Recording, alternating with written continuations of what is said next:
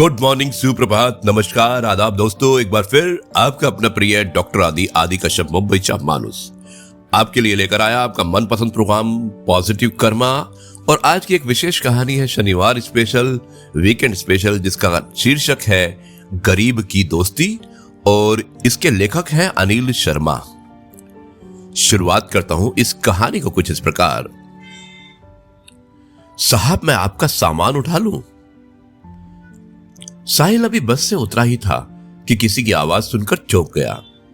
पीछे मुड़कर देखा तो उसकी ही उम्र का एक लड़का फटे पुराने कपड़े पहनकर उसके सामान की तरफ देख रहा था। साहिल ने उसे टालते हुए कहा, नहीं, मैं अपना सामान खुद उठा लूंगा। यह सुनकर वो लड़का थोड़ा सा निराश हो गया और बोला, साहब कुछ भी दे दीजिएगा, बहुत मजबूर हूं, कुछ खाने का इंतजाम हो जाएगा। साहिल झुंझलाकर उसकी ओर देखता है।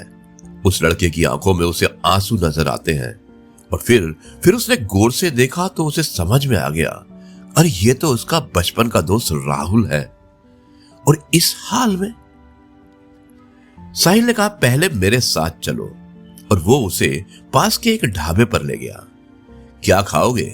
साहिल के पूछने पर लड़के ने कहा, नहीं साहब, अगर आप सामान उठवाओगे तो ही मैं कुछ लूंगा। साहिल हंसते हुए बोला, हाँ मैं जानता हूं कि तुम बहुत खुददार हो, किसी की मदद नहीं लोगे। सामान बाद में उठा लेना, पहले कुछ खा लो। बैठो, मैं अभी आता हूं। और ये कहकर साहिल ने उसे बैठा दिया और वो ढाबे के मालिक की तरफ बढ़ता गया। लड़का डरते डरते सामने पड़ी कुर्सी मेज पर बैठ गया।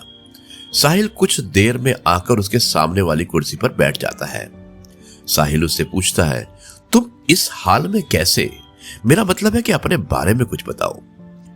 राहुल कहता है कि साहब, मेरे पिता इसी गांव में एक किसान थे और उन्होंने जमींदार से कर्ज लेकर फसल लगाई, लेकिन फसल सारी खराब हो गई क्योंकि बारिश नहीं पड़ी।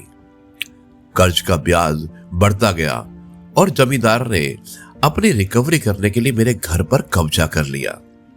पिताजी ये सब बर्दाश्त नहीं कर पाए और फांसी लगा ली। तब मैं बहुत छोटा था। कुछ दिन बाद मां भी चल बसी।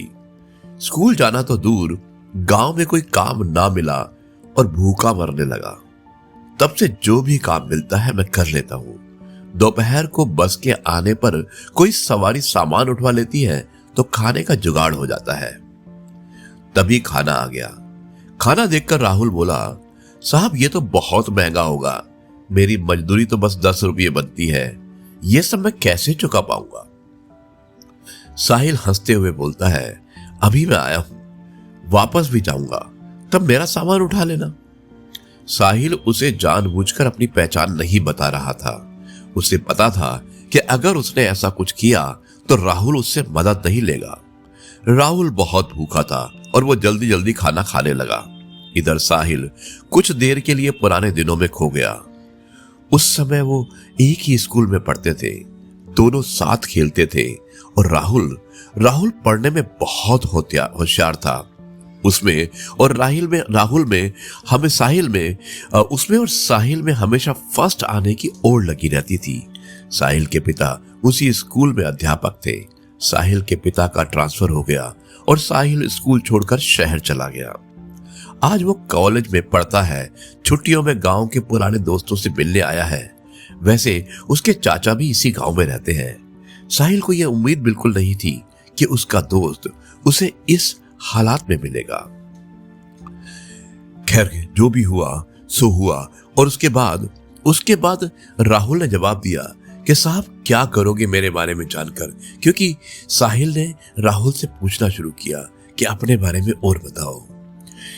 राहुल कहता है कि मेरे जैसे लोग ऐसे ही सड़कों पर मजदूरी करते हैं और एक दिन ऐसे ही मर जाते हैं। एक समय था, हमारे पास सब कुछ था। वो जो आपने स्कूल देख रहे हैं ना, मैं वहां पढ़ा करता था। साहिल बोला, अब पढ़ने में मन नहीं करता? तो राहुल ने कहा, साहब माता पिता का साया क्या होता है वो उनके जाने के बाद पता चलता है।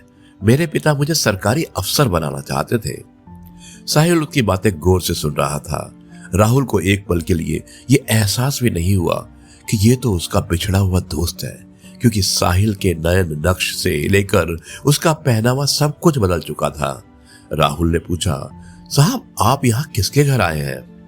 तो साहिल ने अपनी पहचान छिपाते हुए कहा कि नहीं, बस ऐसे ही गांव घूमने आया था। यहाँ कोई होटल मिल जाएगा रुकने के लिए? अरे हाँ साहब, बस स्टैंड के पीछे एक अच्छा होटल है। आपके शहर जैसा तो नहीं, पर ठीक ठाक है। मैं आपको वहीं ले चलता हूं, राहुल ने कहा। साहिल ने हाँ में सर हिला दिया। राहुल उसका सामान लेकर आगे आगे और साहिल उसके पीछे पीछे चलने लगा। कुछ ही देर में ये होटल पहुंच गए। साहिल ने कमरा ले लिया और राहुल उसे कहने लगा, साहब मैं चलता हूं, जब आपको जाना हो तो बता देना, मैं आपका सामान लेने आ जाऊंगा। साहिल बोला, अरे रुको, मैंने 2 लोगों के लिए लिया है, तुम मेरे साथ रहोगे। राहुल बोला, नहीं साहब, कहां मैं और कहां आप। वैसे भी मैं तो कहीं भी सो जाता हूं। मेरा बिस्तर एक पेड़ के ऊपर रखा रहता है, वहीं पेड़ के नीचे चबूतरे पर सो जाता हूं। मुझे जाने दो साहब, मुझे और भी काम करने हैं। साहिल बोला, मुझे तुमसे बहुत सी बातें करनी है। जब तक मैं यहां हूं तुम मेरे साथ रहोगे। मैं यहां किसी को नहीं जानता, तुम मुझे पूरा गांव घुमाओगे।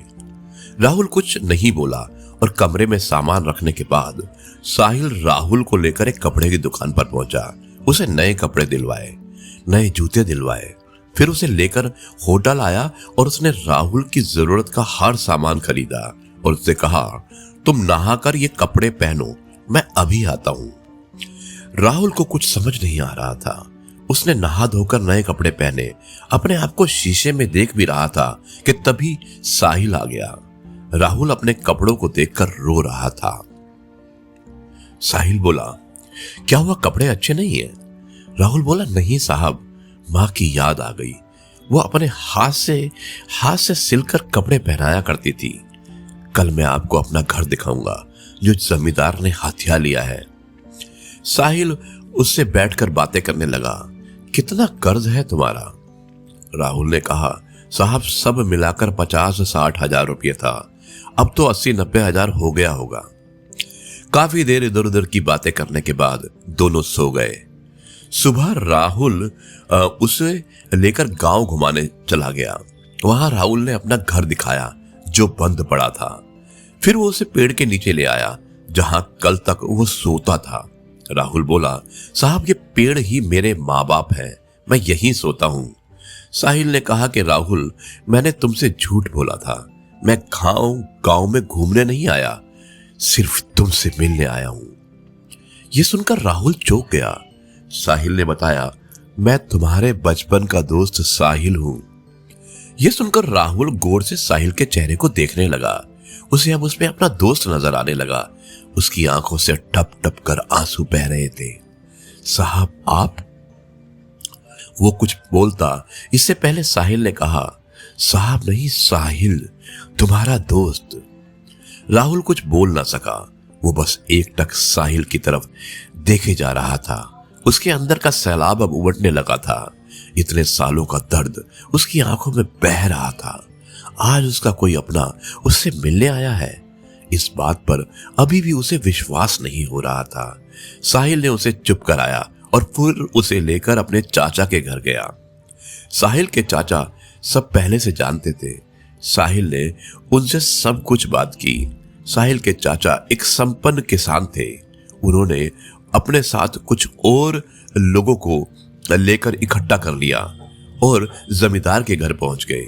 साहिल के चाचा ने जमींदार से पूछा, इसके पिता पर कितना कर्ज था?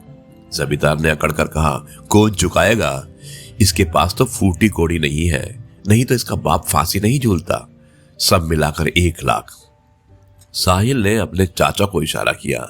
उन्होंने बैग से 1 लाख निकालकर जमींदार के सामने रख दिए। इसके खेत, मकान और बैल अभी वापस चाहिए। जमींदार ये देखकर घबरा गया, लेकिन इतने लोगों के सामने कर भी क्या सकता था। घर की चाबी और कागज वापस दे दिए, बैल उसके घर भिजवा दिए। वहां से निकलकर साहिल बोला, चाचा जी मैं शहर पहुंचते ही आपके पैसे लौटा दूंगा। चाचा जी ने कहा, कोई बात नहीं बेटा, तुम बहुत नेक काम कर रहे हो। फिर उन्होंने और किसानों के सामने राहुल से कहा, बेटा तुम्हें किसी भी तरह का कोई भी दिक्कत हो तो मुझे बता देना, सारे किसान तुम्हारा साथ देंगे। ये सुनकर सब किसान तैयार हो गए। हाँ बेटा, अब वो जमींदार तुम्हारी तरफ आंख उठाकर भी नहीं देख सकता। साहिल ने राहुल को खेती करने के लिए 20,000 रुपये और दिलवा दिए। राहुल उसके पैरों में गिर पड़ा। उसे उठाकर साहिल ने कहा, दोस्त, अब तुझे आगे निकल कर दिखाना है। अगली बार जब मैं गांव में आऊं तो मेरा दोस्त मुझे खुशहाल मिलना चाहिए। और ये कहकर साहिल ने राहुल को गले लगा लिया। अगले दिन साहिल शहर चला गया। वहां से उसने अपने चाचा के पैसे बैंक में जमा करा दिए। और इसके 6 महीने बाद एक दिन साहिल के दरवाजे पर घंटी सुनकर उसने दरवाजा खोला तो देखा सामने राहुल खड़ा है। 6 महीने में बिल्कुल बदल गया था। राहुल ने उसे गले लगा लिया और अंदर आकर उसने साहिल के माता पिता के पैर छुए। साहिल बोला, अचानक यहाँ कैसे? सब ठीक तो है ना? जमींदार ने परेशान तो नहीं किया? राहुल बोला, नहीं यार, सब ठीक है। तेरे चाचा और दूसरे किसानों ने मेरी बहुत मदद की। अब तो सब ठीक है। मेरी फसल भी अच्छी हो गई है और उसकी कमाई से तेरा कर्ज चुकाने आया हूं। ये 20,000 है, बाकी धीरे धीरे चुका दूंगा। साहिल बोला, तू मेरा भाई है, मैंने कोई कर्ज नहीं दिया था तुझे। तूने कैसे सोच लिया कि ये मैं नहीं ले सकता? लेकिन राहुल जिद करने लगा। तब साहिल के पिता ने कहा, बेटा रख लो, ये उसकी खुददारी है। जो शिक्षा मैंने दी थी ये उसी का पालन कर रहा है। साहिल पैसे रख लेता है और फिर राहुल शर्माते हुए उसे अपनी शादी का कार्ड पकड़ा देता है। साहिल कहता है, अरे ये क्या तू शादी कर रहा है? तभी साहिल के पिता ने कहा, हाँ, जब तूने हमें सब बताया तभी मैंने तेरे चाचा से इसके लिए अच्छी सी लड़की देखने को कहा था, और क्योंकि घर में ये अकेला रहता है। राहुल बोला, मैं आप लोगों का एहसान जिंदगी भर नहीं भूल सकता। मेरी तो कोई औकात भी नहीं है। साहिल ने कहा, सब ऊपर वाला करता है, सब उसी के हाथ में है। तेरे अच्छे दिन आने थे, मैं नहीं आता, मदद करने के लिए ऊपर वाला किसी और को भेज देता। कुछ दिन बाद साहिल अपने परिवार के साथ राहुल की शादी में पहुंच गया और उन्हें देखकर राहुल बहुत खुश हुआ। उनके साथ पूरा गांव दोनों की दोस्ती का मिसाल देने लगा। दोस्तों, ये थी कहानी। मुझे उम्मीद है कि आपको पसंद आई होगी। अब मैं इस कार्यक्रम को यहीं पर समाप्त करता हूं और कल आपसे एक बार फिर मुलाकात होगी कुछ नई बातों के साथ। तब तक के लिए कहता हूं, जय गुरु जी, शुक्राना गुरु जी।